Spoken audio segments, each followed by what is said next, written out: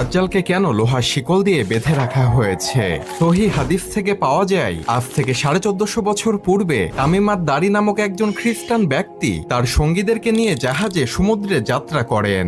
হঠাৎ সমুদ্রের মধ্যে ভয়ঙ্কর ঝড়ের কবলে পড়ে তারা পথ হারিয়ে ফেলে এবং তারা অজানা রহস্যময় একটি দ্বীপে পৌঁছে যায়। তামিমাত দারি ও তার সঙ্গীরা দ্বীপে নামার পর দেখতে পান একটি পশুর মতো অদ্ভুত চেহারার এক প্রাণী, যার গোটা শরীরে কালো পশম দিয়ে ভরপুর। প্রাণীটি বলে, আমি হলাম এখান করা গোয়েন্দা। প্রাণীটি তামিমাত দারি ও তার সঙ্গীদেরকে বলল, তোমরা ওদিকে ওই গুহার মতো স্থানটিতে যাও, সেখানে একজন ব্যক্তি তোমাদের জন্য অপেক্ষা করছে। তামিমাত দারি ও তার সঙ্গীরা সেখানে গিয়ে দেখলেন একটি বিশাল দেহের ব্যক্তি, যার হাত পা লোহার শিকল দিয়ে বেঁধে রাখা হয়েছে।